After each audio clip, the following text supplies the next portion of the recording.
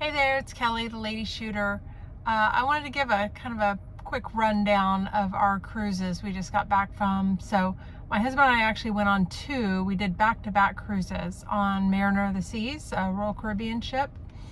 It was out of Galveston. So the first cruise was 4 nights, and we went from Galveston to Cozumel and then back to Galveston. And then the second cruise was Galveston to Costa Maya to Cozumel and back to Galveston.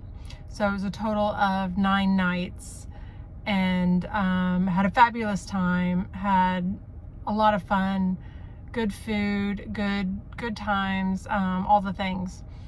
But I want to kind of give a rundown of the casino.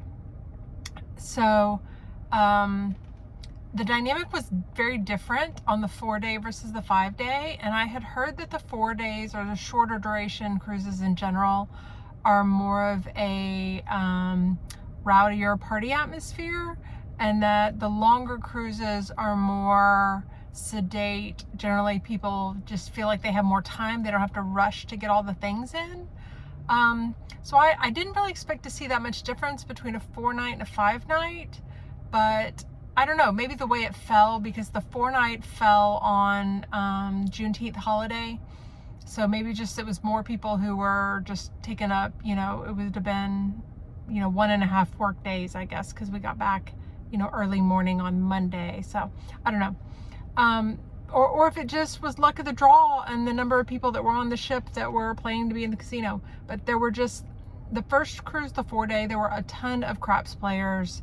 The table was crowded. We made sure to get there as the tables were opening so that we could get a good spot on the table and it wasn't as crowded on the rail. But for the second cruise, there were very few regular craps players on there. Never had a hard time getting on the table. There were a lot of times where they closed half the table because there just wasn't enough need to have both sides open. So that was pretty unusual, I think.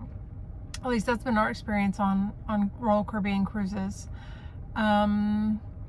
Generally on sea days, the craps table was open from 1 to 4, because, well, on port days you're docked during the day, and so the casino's closed while docked. But they would only open the craps table for like that 3-hour period from 1 to 4. And then every evening the craps table usually would open around 7, and then there were some nights where they closed it early. I think it may be as late as like 2 a.m. that they would close it.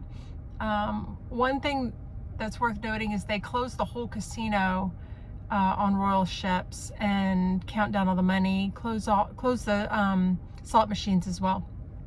So they would make an announcement that they were about to close. And that caught some people by surprise who weren't expecting that. So I just thought it was interesting. There were overall good dealers on craps. One of the nice things about cruises is you see the same dealers over and over again. There's only a handful. Someone told me that there were 39 casino staff, and maybe 10 of them were trained in craps. So you basically saw the same people over and over again. They do make them rotate pretty regularly, and so they take pretty short shifts. So they're rotating around the table and then onto other games and onto their breaks and stuff pretty often. So it seems like there's stick change very often on ships, especially compared to a land-based casino. They change out much more often. Of course, people like to accuse them of doing that on purpose to cool the table off, that sort of thing. But honestly, there wasn't much need for cooling the table off because it was a pretty cold table. The 4-day was actually better. There were more craps players on there, so I don't know if it's just more experienced players were rolling better and there were longer rolls, versus the 5-night. There were less craps players, a lot more short rolls. And it could just be overall that's why people weren't playing as much, because it just in general was cold table most of the time. My husband played more traditionally 44 inside and pressing, that sort of thing. I did more of the Arnold. I kind of like to do that one to offset him. If the Arnold wins, then he loses, but if it's a long roll, then he wins and the Arnold probably loses. So just kind of depends. So that's mostly what we did. he played more than me. Of course, Royal Caribbean awards points. He got a lot more points than I did. I played at a lower level and spent more time kind of doing other things in general than him. But I got 1,200 points on the 4-night cruise and 1,500. Well, a little more than that, but I got the 1,200 point certificate and the 1,500 point certificate, which was enough for what we needed, what we were trying to get. He got 3,000 on the 4-night and 4,000 on the 5-night, which again was plenty for the cruises we wanted to book. So let's see what else. All in all, we had a great trip. My husband's sister and her husband joined us for the 5-night, and they played a lot on slots, and they had a great time too. They had been on a cruise, but it had been a long time since they'd been on a cruise, I think pre-COVID. So kind of getting back into it with them, but they enjoyed it enough to want to book another. So I guess that's a good thing. Anyway, all in all, I had a great time. Didn't want to make this a long video. I think I'm gonna do another one where I'll talk about the back-to-back process, because that was kind of unique. This was our first time doing back-to-back.